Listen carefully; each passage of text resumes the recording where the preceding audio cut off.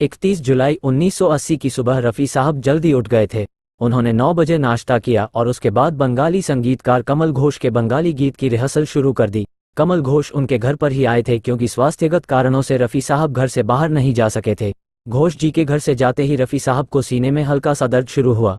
उनके साले ज़हीर भाई, जो उनके पर्सनल सेक्रेटरी भी थे, ने उन्हें सोनामेंट की टैबलेट दी। इसके पहले भी रफ़ी साहब को 2 हल्के अटैक माइल्ड हार्ट अटैक आ चुके थे, लेकिन रफ़ी साहब ने इस बात को नज़रअंदाज कर दिया था।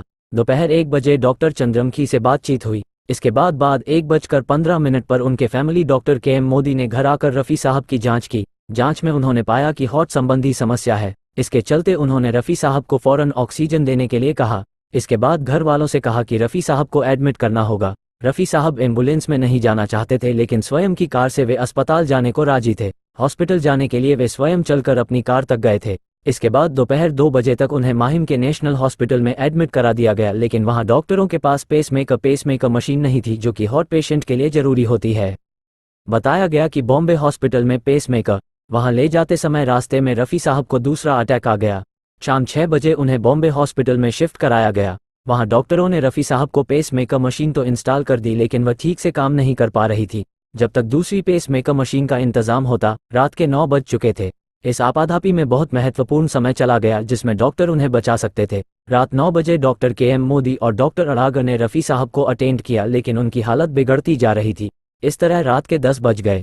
10:10 पर रफ़ी साहब को तीसरा अटैक आया और उनकी सांसें उखड़ गई। उनका निधन हो गया, डॉक्टरों ने भी घोषित कर दिया। रात भर उनका मृत शरीर हॉस्पिटल में रखा गया। 1 अगस्त 1980 की सुबह 9:30 बजे उनकी बॉडी परिजनों को सौंप दी गई। रफ़ी साहब के दोस्त शाहिद बिजनौरी ने उन्हें आखिरी गसूर दिया। दोपहर 12:30 बजे उनका जनाजा घर से रवाना हुआ। दोपहर 2 बजे बांद्रा की बड़ी मस्जिद में नमाज-ए-जनाजा की रस्म हुई और 2:30 बजे सब लोग रफ़ी साहब को लेकर सारे सांताक्रूज कब्रिस्तान की ओर चल पड़े। पूरे रास्ते जोरदार बारिश होती रही। उस रोज़ बम्बई में इतनी मूसलाधार बारिश हुई मानो खुदा रफ़ी साहब को विदाई देने के लिए खुद रो पड़ा हो। शाम 6:30 बजे रफ़ी साहब के मृत शरीर को दफनाया गया तो बारिश एकदम रुक गई। ये सुनने में बहुत आश्चर्यजनक लगता है, लेकिन सच है। इस तरह रफ़ी साहब हमेशा के लिए चले गए और पीछे रह गई अमिट यादें। उन्हीं के शब्दों में, ये जिंदगी के मेले दुनिया में कम न होंगे, अफसोस हम न होंगे।